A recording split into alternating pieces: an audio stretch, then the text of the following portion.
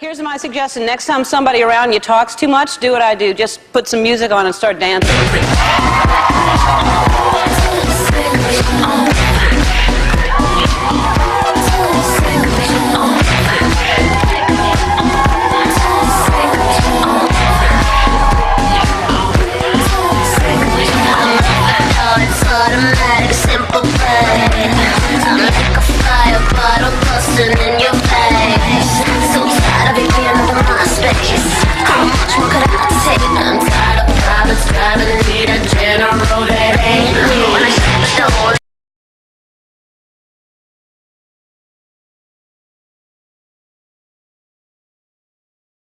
She was a happy baby and worshipped her big brother, Vance. I think all little sisters look up to their big brothers.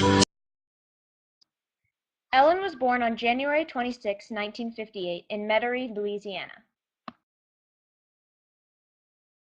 In 1970, when Ellen was 13, her parents got a divorce.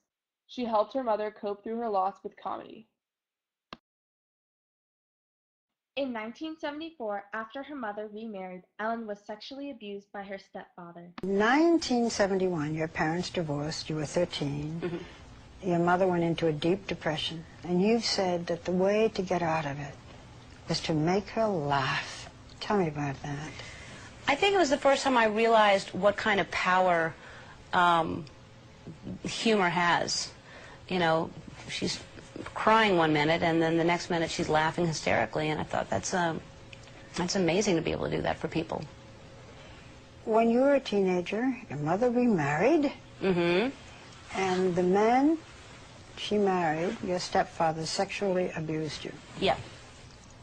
You just came out and talked about that very recently. Yeah. It's still hard. My mother had just had a mastectomy. She had breast cancer. And he told me that he thought he felt another lump in her other breast, and he needed to feel mine. And reluctantly, I let him, you know, and then it escalated to more and more trying to do more, and then she was out of town, and one night tried to break the door down when I was sleeping, and I had to kick a window out and go sleep in a hospital overnight and just stay on the floor. And it's a small town, so I couldn't tell people why I was there. He was a horrible, horrible man. Your mother continued to stay with him? She didn't believe me.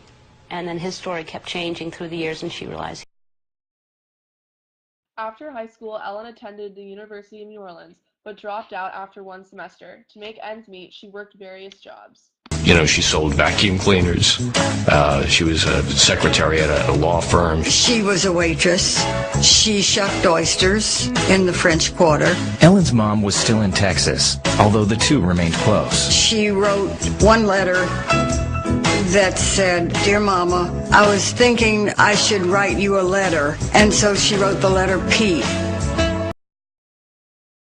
As a closeted gay, Ellen started dating Kat Perkoff, who pushed her to start pursuing stand-up comedy. Kat and Ellen's relationship became very serious, but Kat later cheated on Ellen, causing Ellen to move out. They ran into each other at a club, and Kat said to Ellen, "When are you going to come back?" And Ellen pretended not to hear her and left. On her way home, Kat was killed in an accident. Ellen actually had passed the car accident on the way home and didn't know until the next morning that it was Kat's accident. The love of her life was dead, and Ellen's grief was boundless. And she started to talk to God in her head, asking God, "Why would you do this? Why would you take away a great person like Kat?"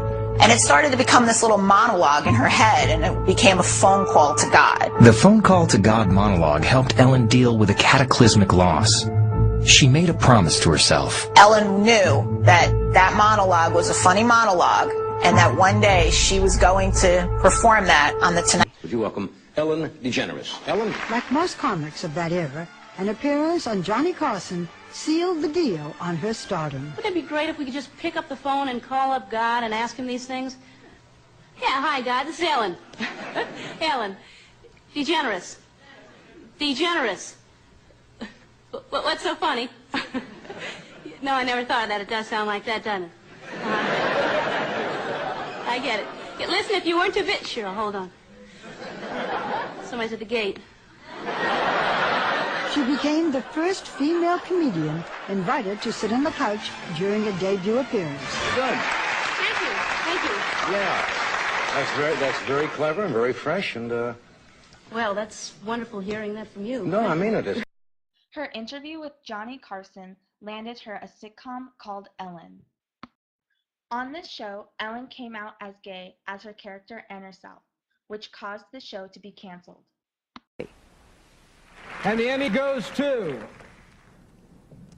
the team from Ellen. And the woman who had been heralded as a brave trailblazer was now being accused of going too far, too gay.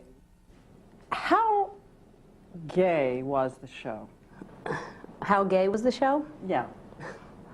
The subjects that we dealt with were the subjects that any other show on television deals with. You know, all these things that you go through when you feel something for another person.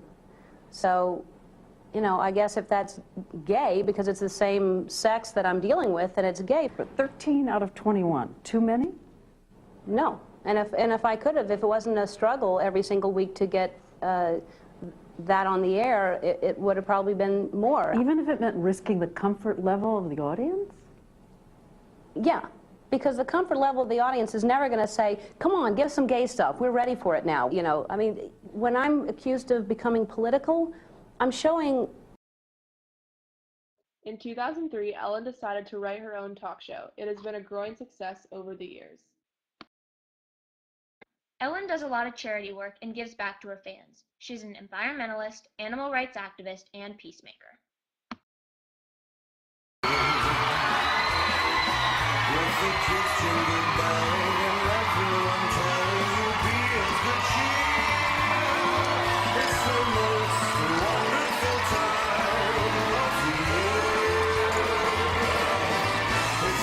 And just about everything for the entire family. To start things off, you can shop for great deals with your $100 QVC gift card.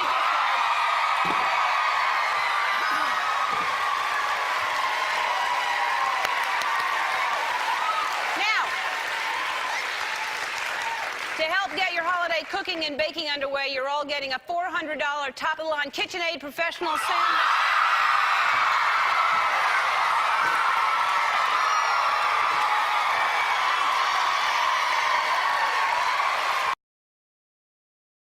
Ellen and Portia de Rossi started dating in 2005, then got married in 2008. I've changed so much as a person since I've met Ellen. I used to think that the way to be strong was to be tough. I used to think that to be independent was to not need anyone. But she, oh my gosh, she's taught me that the more vulnerable you are and the softer you are and the more you allow people into your life and into your heart, the happier you are and the more valuable you are to other people. Ellen has completely changed the way I look at life. She's made me not worry about what other people think.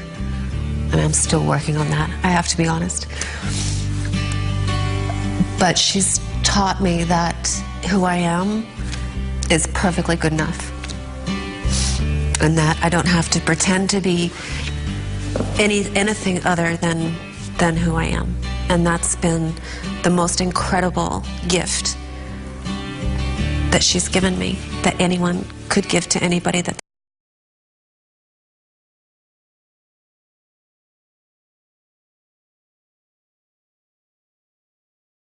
If Jesus were alive today, there would for sure be polls about should he cut his hair, you know, is that a nice robe, didn't he wear that to the last event? That's the society we live in. You can't tell me that that wouldn't happen today. We do it to everyone.